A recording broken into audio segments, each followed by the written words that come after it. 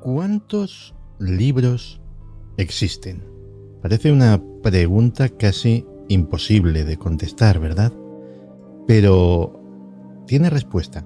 Hace años, Google inició un proyecto cuyo nombre en clave era Proyecto Océano, lo que ahora conocemos como Google Books.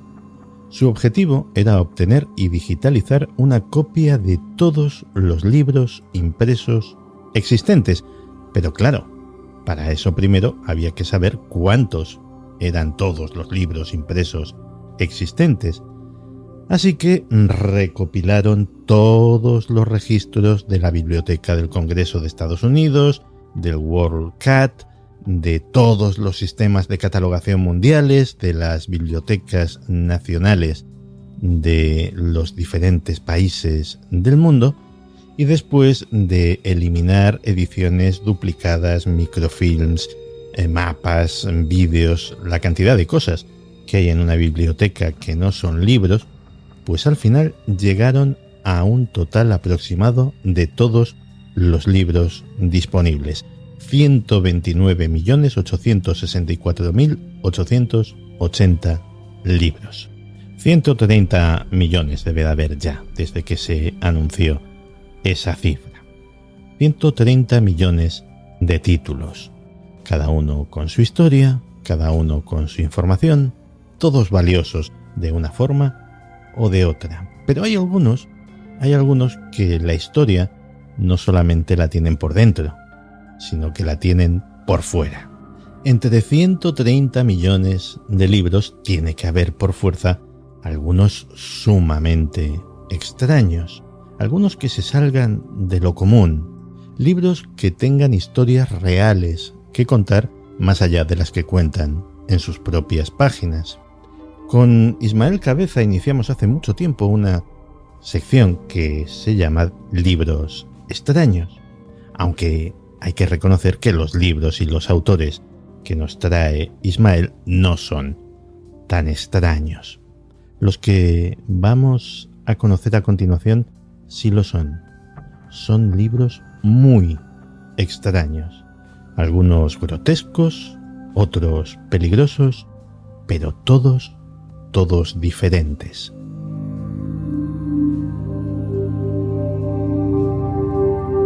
Cuando pensamos en un libro, pues todos tenemos una imagen ideal de lo que debería ser. Unas tapas, un lomo, un montón de páginas escritas. Pero hay muchos libros que no tienen ese aspecto.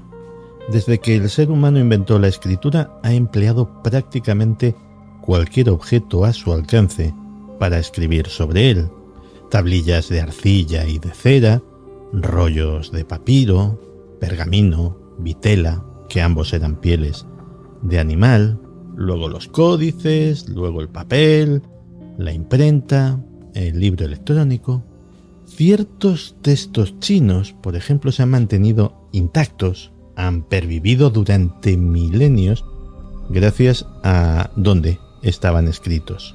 Se escribieron en huesos, en caparazones de tortuga. Se los conoce como los huesos de oráculo porque eran muy utilizados por los adivinos que escribían en ellos sus preguntas y luego los untaban con sangre. Luego presionaban un atizador caliente contra el hueso, este se partía y de los patrones de las astillas y de las marcas que quedaban, pues adivinaban el futuro del cliente. En Mesopotamia utilizaban los cuencos de demonios o cuencos trampa para demonios. Unos cuencos decorados con encantamientos escritos en arameo que formaban un intrincado laberinto y cuyo propósito era hacer de ratonera espiritual. Se enterraba el cuenco boca abajo en las esquinas de las habitaciones y se suponía que los demonios quedaban atrapados en la propia escritura del encantamiento. En Roma se utilizaban las deficciones, las tablillas de maldición, unas láminas de plomo cubiertas de mensajes que maldicen a alguien, una práctica mágica muy común.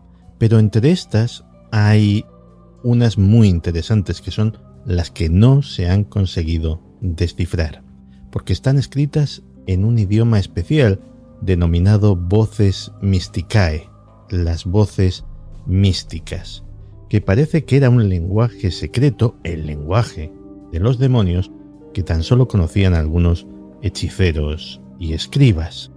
En los tiempos actuales también hay libros que no son libros. Por ejemplo, los 10 únicos ejemplares de 20 lonchas de queso americano del editor neoyorquino Ben Denser. Primorosamente encuadernado, las páginas del libro son 20 lonchas de queso americano.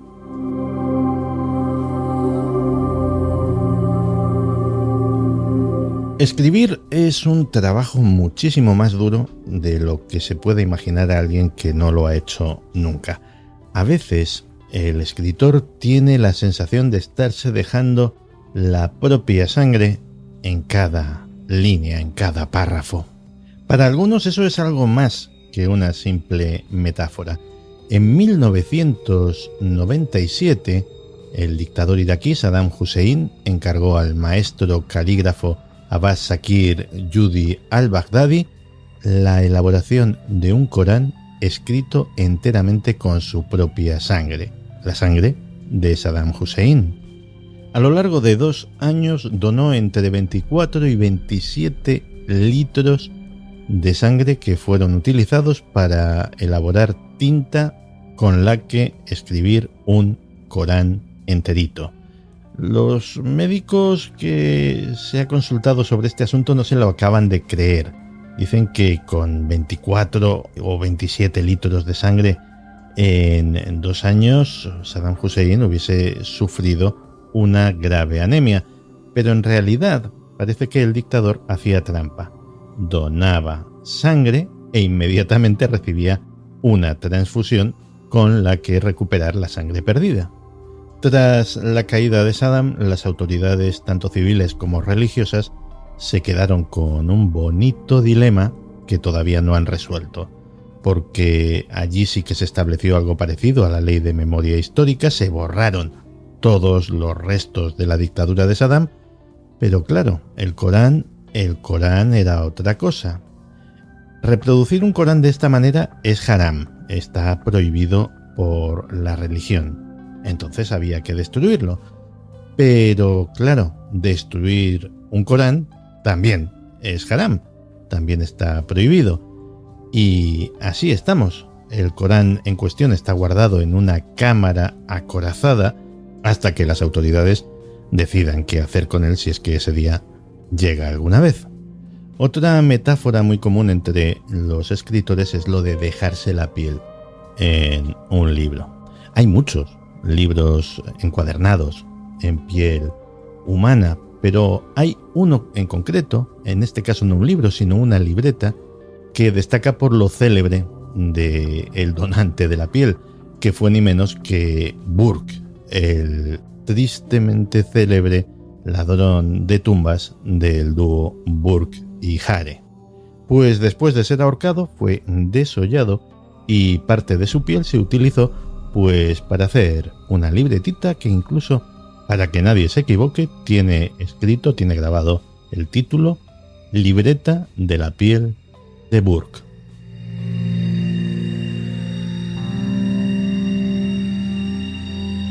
A los investigadores de lo extraño siempre nos han atraído una clase muy especial de libros. Los libros indescifrables. También hay muchos, cosas como el manuscrito Voynich, como los textos químicos. Los libros, los textos en general se hacen para comunicar, pero hay algunos que se hacen para que no puedan ser descifrados por nadie que no sea su destinatario. Claves, cifras, criptografía. Hay un montón de libros en las bibliotecas mundiales que todavía aguardan que alguien descubra su secreto. Yo creo que la persona más ingeniosa a la hora de ocultar textos de la historia fue en el siglo XVI el erudito italiano Giambattista della Porta. Quería transmitir mensajes a sus amigos encarcelados y se le ocurrió una idea: escribirlos en huevos. pero no en la cáscara del huevo, sino bajo la cáscara del huevo y sin romperlo. Inventó una tinta especial a base de alumbre y de vinagre con la que escribir directamente sobre la cáscara. La tinta traspasaba la cáscara porosa del huevo y se quedaba fijada en la albúmina. Cuando se hervía el huevo, la mezcla química reaccionaba y al pelarlo, el mensaje aparecía fijado en la clara del huevo duro.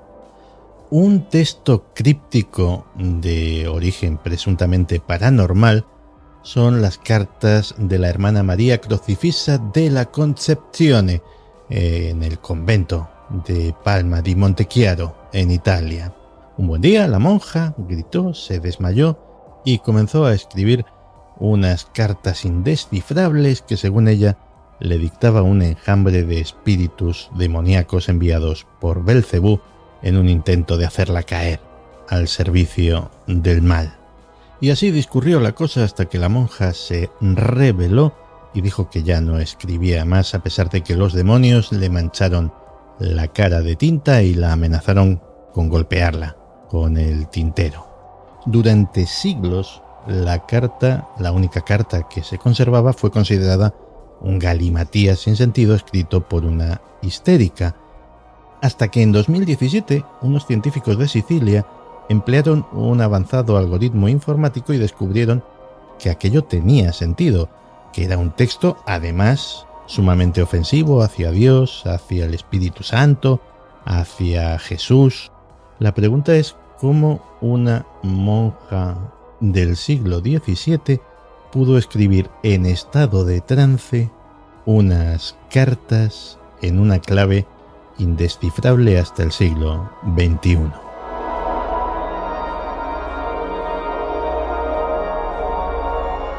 Los fraudes literarios son una clase de libros extraños muy especial, porque en el fondo son como una mentira encarnada, con forma física, en forma de libro. Se han llevado a cabo por broma, por venganza, por protesta, por autopromoción y, sobre todo, por lucro. Los ha habido muy famosos, incluso de alguno de ellos hemos hablado ya en Días Extraños, como los falsos diarios de Hitler o las falsas memorias de Howard Hughes. El fraude literario más exitoso de todos los tiempos probablemente haya sido una descripción histórica y geográfica de Formosa, de 1704. Imaginaos la escena. Estamos a principios del siglo XVIII y aparece un hombre de ojos azules, rubio, de piel pálida, afirmando ser el primer formoseño, Formosa era el antiguo nombre de Taiwán, que pisa el continente europeo. Rubio y de ojos azules. Nadie, lógicamente, había visto un taiwanés, así que coló. Y su libro, presuntamente autobiográfico, se convirtió en una sensación y en un éxito, primero en Inglaterra y luego en casi toda Europa. El libro no tenía desperdicio, había de todo: sacrificios humanos, canibalismo, poligamia, infanticidio, vamos, un montón de cosas que debían de salpicar la vida cotidiana de los formoseños. Según el falso taiwanés, por aquellas tierras la gente iba completamente desnuda, salvo por una placa de oro o plata que cubría sus genitales. La poligamia era la norma, aunque en caso de infidelidad, el marido se reservaba el derecho de comerse a la esposa infiel. Y este no era el único acto de canibalismo que se describía en el libro. El más truculento de todos era un sacrificio anual de los corazones de 18.000 jóvenes asados en una parrilla y cuyos cuerpos eran devorados por los sacerdotes de Formosa. Curiosamente, nunca se llegó a averiguar la verdadera identidad de George Salmanazar.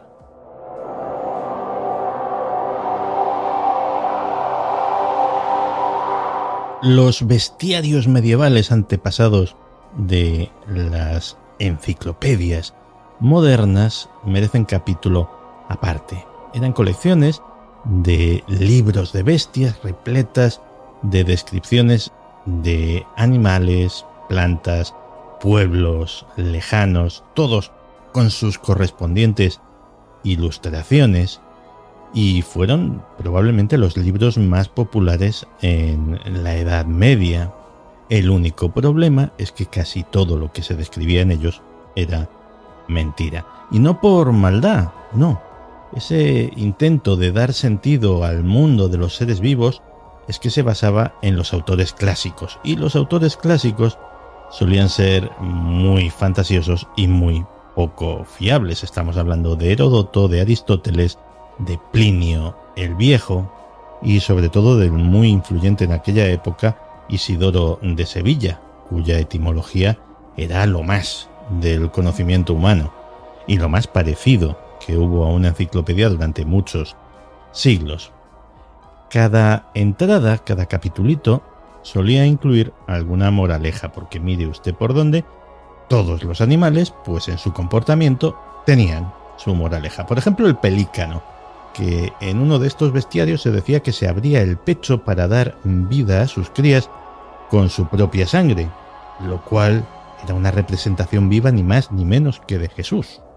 En las ilustraciones se podían ver patos y gansos que brotaban de los árboles, cocodrilos devorando hidras, el ave fénix, por supuesto, brotando del fuego, basiliscos, grifos, dragones, unicornios, todo ello descrito y dibujado con minuciosidad científica.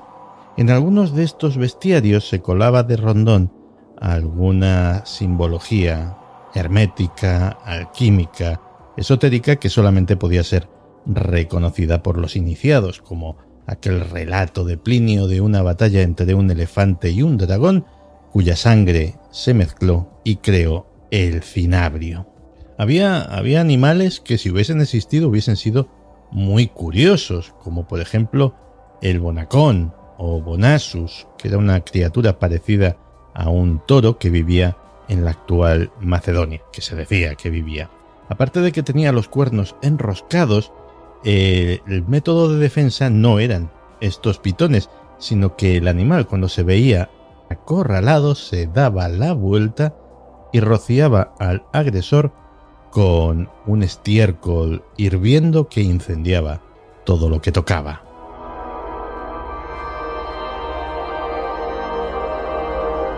La Biblia tendría capítulo aparte en cuanto a libros extraños, porque ha habido Biblias muy curiosas, pero casi que en vez de centrarme en esos volúmenes, me gustaría que supierais que la Biblia ha tenido los usos más curiosos que os podáis imaginar. Trozos de sus páginas han servido como amuletos curativos. Sus oraciones y pasajes se leían en ritos mágicos y el propio libro servía como talismán debajo de la almohada para alejar a las brujas y a los espíritus malignos. Pero el uso más curioso de la Biblia dentro de la heterodoxia es el de comerse y beberse literalmente sus palabras, sus páginas, con la esperanza de absorber el poder divino del libro para que tenga un efecto curativo.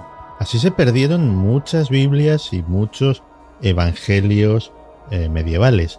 La gente se comía sus páginas o bien sumergía el libro en agua y bueno, luego bebía ese agua como si fuera una medicina. Los que no se han perdido han sido los libros escritos por fantasmas. La guía que siguen tanto la Biblioteca Británica y la Asociación Americana de Bibliotecarios establece que los libros escritos por los fantasmas de los autores deben catalogarse con el nombre de la personalidad post-mortem, no con el nombre del medium que canalizó la obra. Eso significa que, por ejemplo, la última obra de William Shakespeare no fue Los dos nobles reyes, sino una cosa que se escribió en 1920 y que se titula Por el Espíritu de Jesús. De hecho, en estas bibliotecas se puede encontrar catalogada como Shakespeare William Espíritu. Y hay muchos de estos libros, Posiblemente el más notable sea la autobiografía de Jesús de Nazaret, libro en el que descubrimos, si es cierto que fue canalizado realmente por aquella medium que se llamaba Olivia Pettis, pues qué mejor que los evangelios los escribieran los evangelistas, porque Jesús debía de tener un estilo literario horroroso. Mark Twain también escribió un libro 7 años después de su muerte, y Oscar Wilde también escribió Desde la tumba, y además un libro en el que pone a caer de un burro a James Joyce.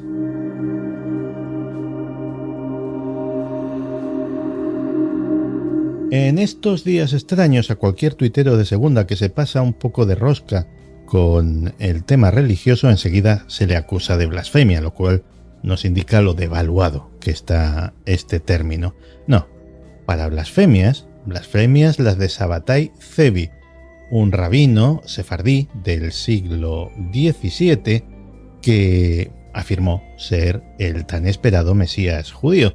Bueno, eso no es novedad, cada cierto tiempo surge un rabino con estas pretensiones, ahora mismo hay uno por ahí circulando de esa manera, pero este lo demostró pronunciando el tetragramatón, que es el nombre de 4 letras del Dios de Israel, que está estrictamente prohibido para cualquier persona que no sea el sumo sacerdote judío en el templo de Jerusalén el día de la expiación, pero también dijo a sus seguidores que podía volar. Eso sí, no podía hacerlo en público porque no eran dignos de presenciarlo.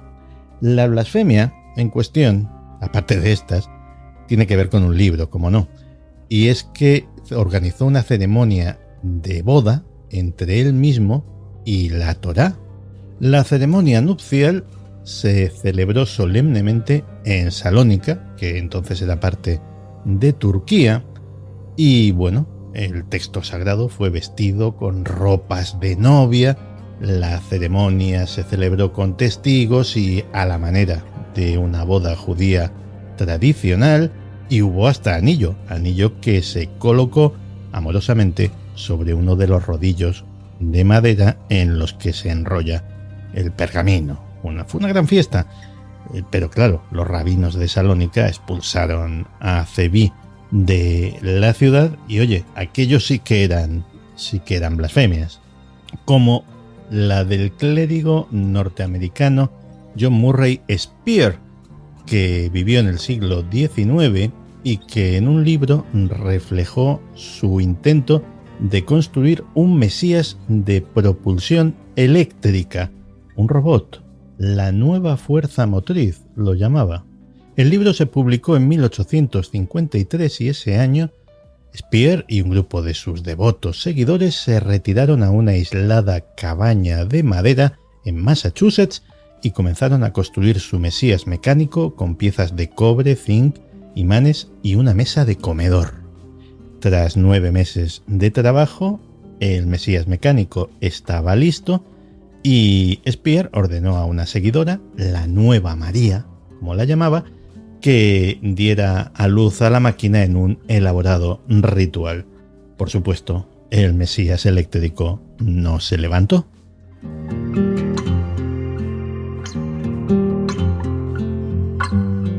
Y es que la temática científica también ha dado de sí para unos cuantos títulos pintorescos. No sé si tanto como lo del mesías eléctrico, pero alguno se aproxima, como por ejemplo un librito que se titula Si pudiéramos tener una cabeza cortada viva, de un abogado de patentes norteamericano llamado Pat Kelly. Pat Kelly, en 1988, que es cuando publicó este libro, se había obsesionado con el tema de mantener viva una cabeza cortada, vaya usted a saber para qué.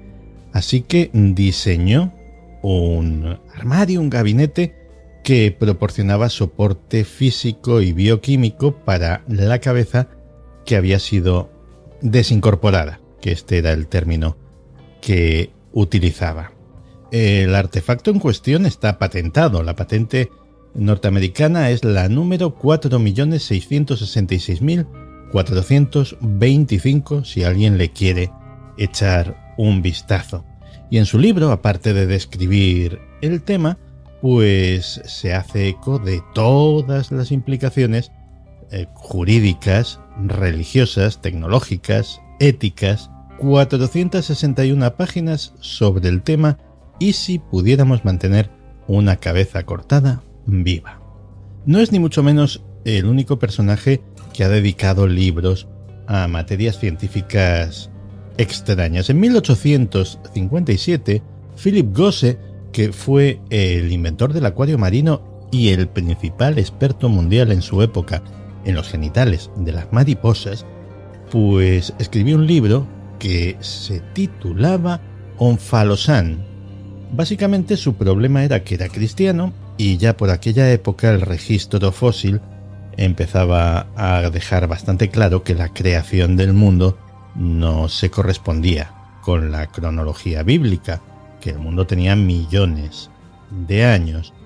Pero él decidió desarrollar una teoría para explicar esto, la teoría del ónfalos, ombligo en griego. Y según su hipótesis, el primer ser humano, Adán, debía tener ombligo, aunque no lo necesitaba porque fue creado. Así que si Dios le dio ombligo a Adán, pues para que tuviera apariencia humana, el registro fósil, que aparentemente tiene millones de años, también podía haber sido puesto ahí por Dios durante la creación del mundo en 7 días.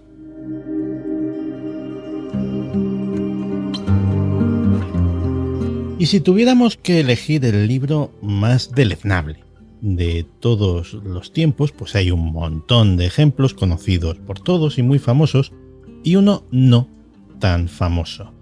Se titula Might is Right, algo así como El poder es correcto. Y básicamente la tesis del libro, escrito por alguien llamado Ragnar Redbeard, Ragnar Barbarroja, un seudónimo, pues la tesis del libro es que los poderosos pueden hacer lo que quieran, incluso si lo que quieren es totalmente injusto. Este es un libro raro, extraño como él solo, profundamente poco ético, muy inquietante, y bueno, se publicó en 1890 en Gran Bretaña, en plena era victoriana. Es una obra que desafía todos los valores culturales y no me extraña que tuviera que ser publicada bajo seudónimo porque, de conocerse el autor, habría sido encarcelado o asesinado simplemente por el contenido de esta obra, por la forma fría, indiferente, psicópata con que defiende el egoísmo, la anarquía y la fuerza. Vamos, es la Biblia del darwinismo social. Rechaza cualquier ética, los derechos naturales, los derechos humanos, los derechos civiles y cualquier derecho que se os ocurra que no esté fundado en el poder por el poder. Vamos, es la versión retorcida y depravada del Príncipe de Maquiavelo. En fin, que como decía la canción, todo está en los libros, todo está en los libros, todo está en los libros, todo está en los libros, todo está en los libros. Inolvidable esta canción compuesta por Luis Eduardo Aute con letra también muy notoria de Jesús Munárriz e interpretada en esta ocasión de forma deliciosa por Cristian Glaria. Sí, todo está en los libros. Las maravillas que narra esta canción y también un puñado de rarezas. Bueno, en realidad más que un puñado, muchas rarezas. Hace tiempo, cuando trabajaba en Milenio 3, me encontré con una comunicación de un oyente que hizo que se me cayese el alma a los pies, porque me venía a decir poco más o menos: oye, esto te lo has inventado. No recuerdo qué tema era. Te lo has inventado porque lo he buscado yo en internet y no he encontrado nada al respecto. Claro, al oyente en cuestión le pasé la bibliografía del tema y la moraleja es que no todo está en internet. Si realmente quieres conocer un tema, mira, utiliza internet para buscar el libro que habla de ese tema y busca ahí, porque te puedo asegurar que en ese libro encontrarás más información más profunda y más detallada que en cualquier artículo de internet. Ve a las ferias del libro antiguo y encontrarás joyas llenas de conocimiento o simplemente de diversión, de disfrute, que tampoco están en internet. Los libros están ahí, esperándonos, los extraños y los normales. Si algún día la humanidad le diera la espalda a los libros, no sé yo si ese sería un mundo que merecería la pena ser vivido. Todo está en los libros.